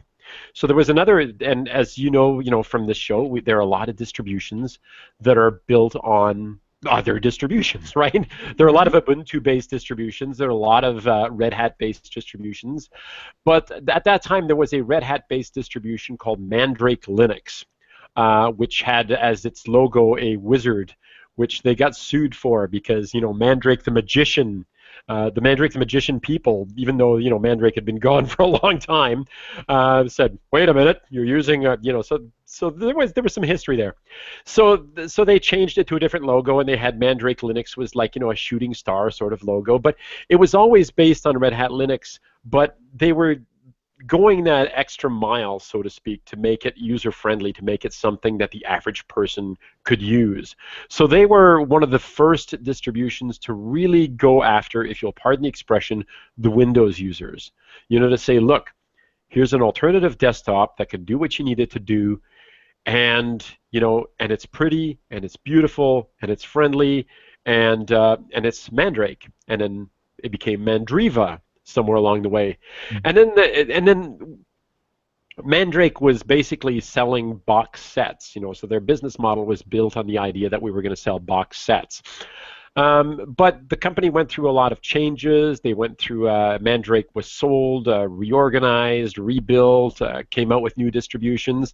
And all the while, there were a lot of, Mandrake people, or Mandriva, as they wound up being called at that time, who thought this was still an awesome Linux distribution. So there were offshoots of that, of Mandrake/Mandriva.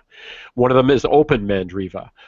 There's another one called Rosa, which is a Russian Linux distribution. There is one called Magia, Mageia, which was the official corporate Mandriva. And unless I'm completely wrong here, I think Magia is.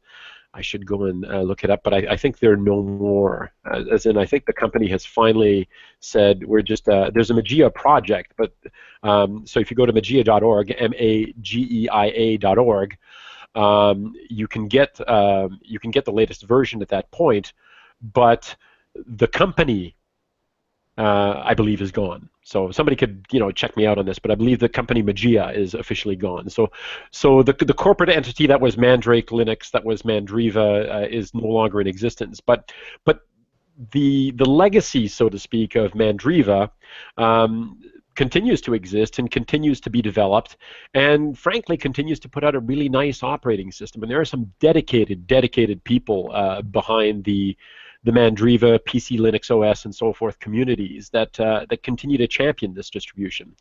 And every once in a while I feel the pull of it. Every once in a while I install it, but I haven't resettled back into that world for whatever reasons. But anyway, it is still. I mean, they continue to produce a nice product. And for somebody that wants to see something that isn't an Ubuntu-based distribution or a Debian-based distribution, I'd recommend that. Frankly, even above Fedora for the people that want to have something that's as friendly as possible to try out and to work with. So Mandriva's been around for a long time. Mandriva/Mandrake's been around for a long time. The dedication to this project is to the project and to the offshoot projects is frankly amazing. It's lasted longer than pretty much anything else I can think of, with the possible exception of Slackware. Okay. Anything else you want to mention about that? No. I mean, I installed it. It's easy to install. It's a friendly graphical install. It looks beautiful. I'd recommend people try it if they want to try something different. If they want to try something different that isn't just yet another Ubuntu, so to speak, give it a shot. It's nice. They've done a nice job, and check it out. Okay, excellent. All right. I'm purposely not adding much here because I kind of want to get to your laptop. So I kind of want to no, but anyway, so that's my other featured laptop, and of course, distribution, and of course I'm running Maui Linux now, so you can talk to me next month and see if I'm still running it. I don't think you will. Oh, that's terrible. That's terrible. Okay, new laptop. So I gave in. I spent the money. Okay, and it was hard for me to do. All right. I don't know about you, but I don't have $1,000 lying around every time I turn around. It's just not there. Absolutely. Anyway, so I bought an Acer Aspire E17. It's got a 1 terabyte drive. It's got 12 gigabytes of RAM. Okay, it has an NVIDIA 940MX graphics card, accelerated graphics card with 2 gigabytes dedicated RAM. So I can play my Steam games without it going chug. Which is really what was happening, and it's got an Intel Core i5-6200U processor, and I have whoa. What? You have what? Sorry. I just I had a blast come in my ears, and apparently it didn't happen to you. It just happened in my ears. It was like whoa. Oh, sorry. No, just on your end. Yeah, it was just this blast of noise through my headphones, like, what's happened? Anyway, I'm good, I'm fine. I didn't completely lose my mind. It was just like, whoa. Sorry. Anyway, yes, so I bought the notebook. So the impetus, however, was something that we covered last month. Okay, last month we were talking about the open broadcasting software, OBS. Mm-hmm. Okay, OBS Studio, which a lot of people use for streaming to services like Twitch. But you can also use it to record your desktop, to produce shows, to use different scenes, to fade scenes in and out and so forth. And I did some early tests with it, and you and I were both pretty excited about it, Ben. Mm-hmm. It works well. It has some, like I said, it has some nice transitions. It allows you to use a webcam, all sorts of neat things. But if I tried to do anything that required any horsepower on my desktop, it was deadly.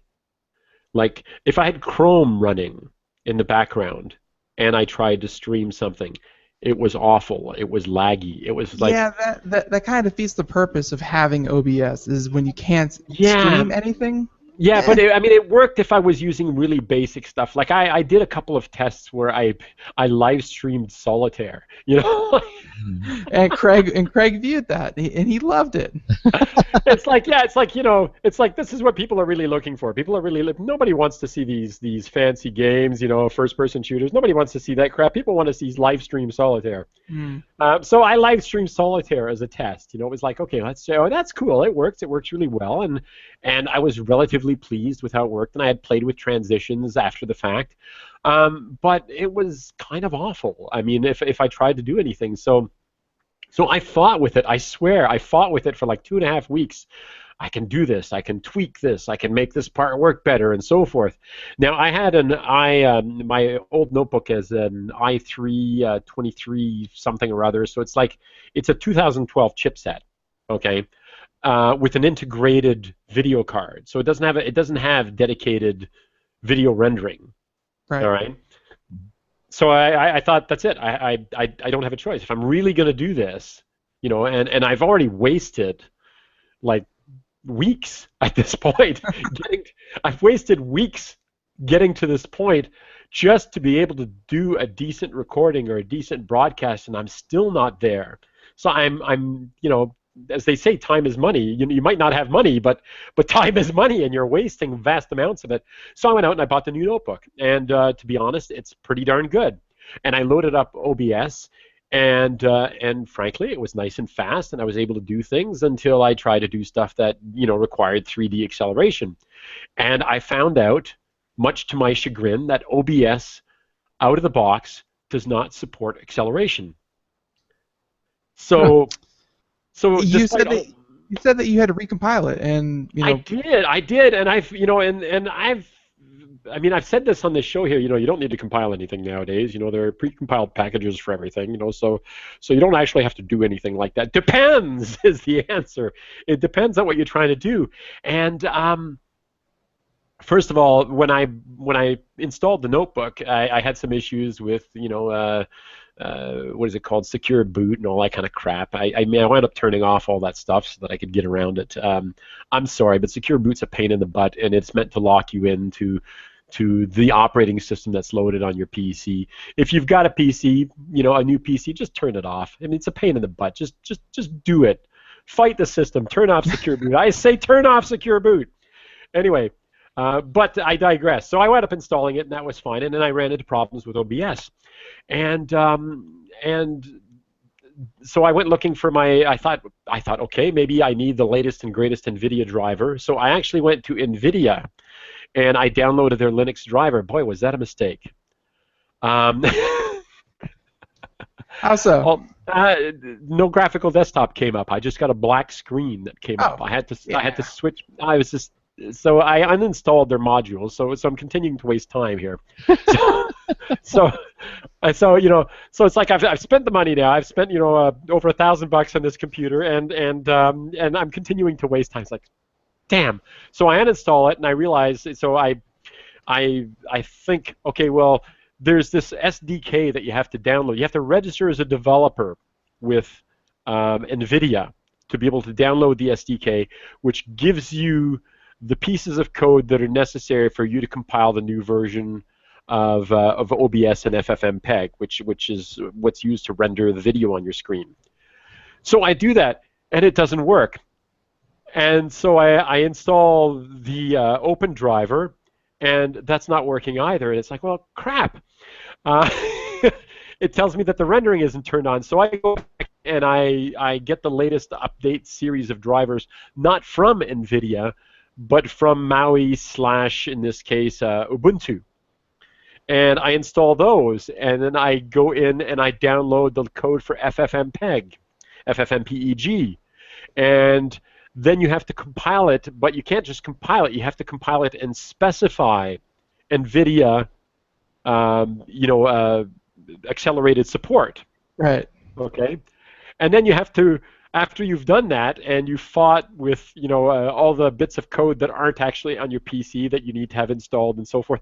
So it's like it was all these massive hoops that I remember only vaguely from back in the early 90s when you actually had to work hard to install a Linux desktop and to get a graphical desktop up and running. I'd forgotten about all this stuff. I'd totally forgotten about that. I complained to one of my friends on chat. I chatted with one of my friends on Slack, and I bitched about what it's like. I need somebody to complain to, and you're the one. Freaking NVIDIA, I hate them, and I hate this, and I hate that, and I hate having to compile this, and I hate OBS for not having accelerated support in it, and I hate this. Anyway, so I got the latest FFmpeg. I built it with accelerated support. I built OBS from source. I installed the new, I had the new NVIDIA drivers, brought up OBS, still no accelerated driver. What?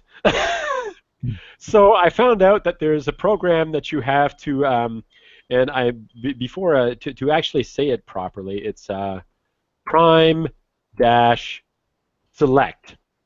Okay, if you have two video cards, because the i5 processor still has integrated video. Mm-hmm. Okay, so technically my PC actually has two video cards.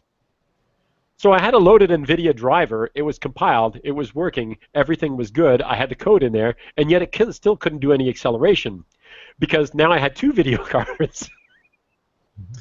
So there's a program that you download and install called prime-select, prime-select, and prime-select, its entire purpose in life is to say which one is the default video card that you're using at this moment. So, looking at the screenshot here, I'm assuming you got to choose between the NVIDIA one that was built in and the integrated Intel chipset.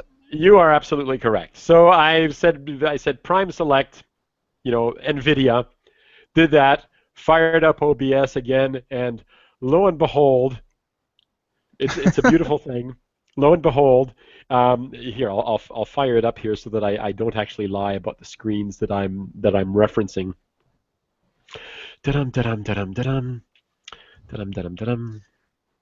And settings. If you go into settings under output, for anybody who wants to do that, you will notice that there is an encoder. And what you do is you select the encoder, which by default is software x264, and then you have the hardware accelerated encoder. And magically, I now have OBS, which can run. It took bloody long enough. It took bloody long enough, but I now have OBS that can run with an accelerated driver. Prime select NVIDIA for the card. Switch to that card. It's my default card, and now I've done it. So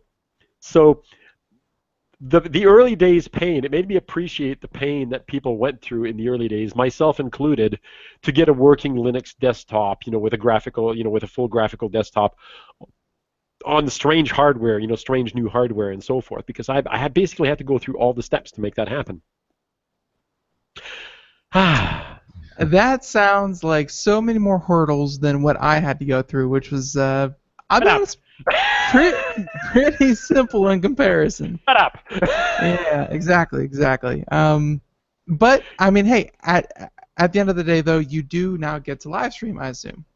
Yes, and in fact, I've done a couple. I've done a couple as tests now, but I'm going to institutionalize it. I'll try to set up a regular schedule. I haven't decided what that regular schedule is, but I will do regular schedule live streams. Sorry, Craig, go ahead. Did Ben impart to you the reason why we don't have that virtual camera problem That's why we're Well, having. no. I did mention that I was going to switch from a program we use called XSplit I to remember that. OBS. Yeah. The only problem is that, and again, this is one of the cases for open source. Is one of the maybe one of the downsides for open source is that, well, not really downside, but OBS does something that well, it does not do something that XSplit does, in which you can export, kind of put out your feed as a virtual webcam. So, XSplit, you can set up your scene like you have it. You have the web page, you have all the graphics and everything,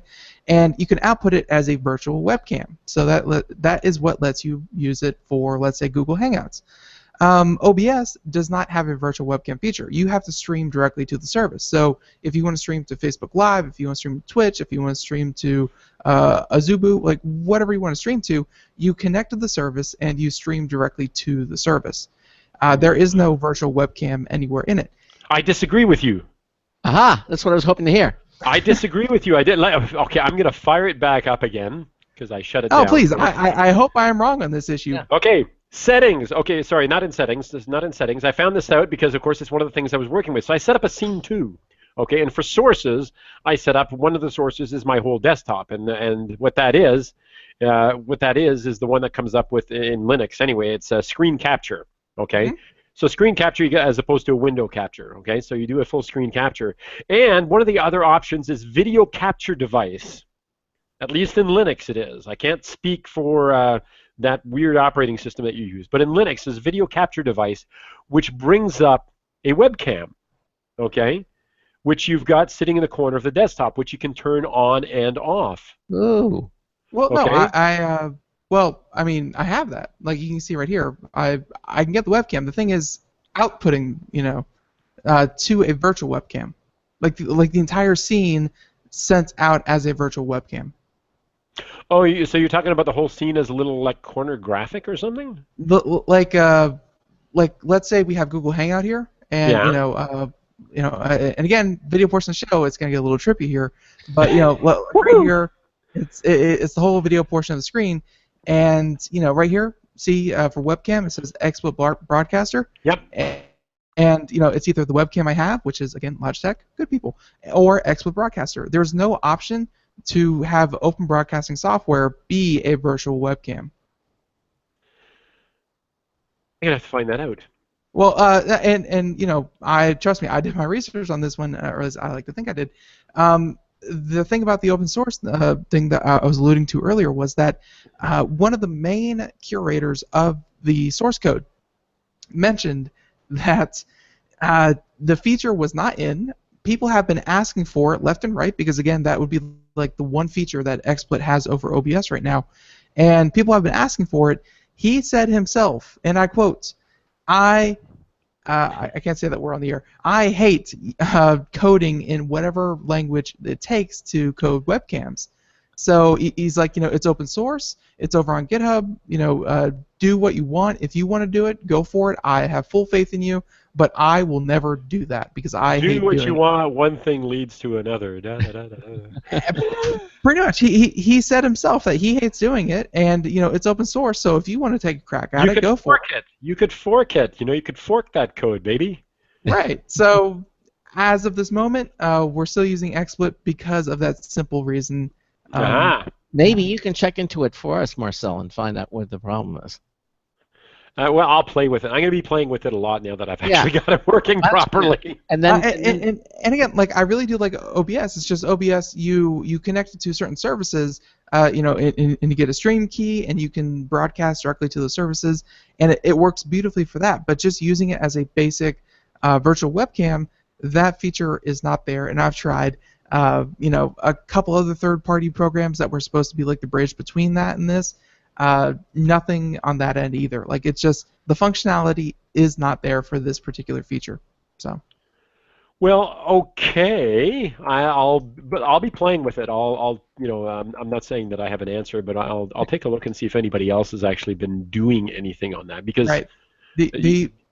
The only workaround I was able to get was you can kind of do a preview mode of OBS as you know, and you can like I have multiple monitors, so I set a preview mode up on my monitor, And using Screen Share, you can select just that preview, and you can kind of screen share the preview so it looks like a virtual webcam. I'm gonna suggest something really, really insane. What about the possibility of running either a virtual desktop or the application in a window and just having it, just because you can select a window.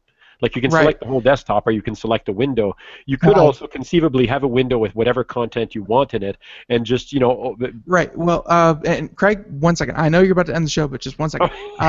We tried that, and that was the problem. It jittered. Like, it stuttered. And, it was just the screen sharing feature. 90 seconds. Yeah. Yes, absolutely. Oh, okay. All right. Well, listen, Marcel, you look into it, and hopefully you can come up with a solution because we'd love to use it, really, because the clarity of the OBS is much better than the XSplit. It's fuzzy, and the OBS is so much cleaner in the image. Listen, we're just about out of time. I know you've got all kinds of things going on. We have a link to the Linux website, and we will look forward to having you back with us next month on the Computer America show. Marcel, thank you so much for being here with us. Really, it was a pleasure. All right, stay with us. It's a pleasure as usual being here. Yeah, stay with us to the end. Coming up tomorrow, we're going to have Matthew Smith, the computing editor for Digital Trends magazine. We're going to be talking about the Intel Developer Forum and all the cool things that he saw out there, and we're going to be talking about that with him in the first hour, and then the second hour. Computer and Technology News brought to you by Slimware Utilities. Again, thank you all so much for being here with us, and Ben and I will see you here, same time, same place. So until tomorrow afternoon, this is Craig Crossman hoping that your hard disk never becomes floppy. We'll see you tomorrow. Have a good one, everyone. Say bye, bye, Marcel. Goodbye. 10 seconds. Oh, I forgot to do this. No!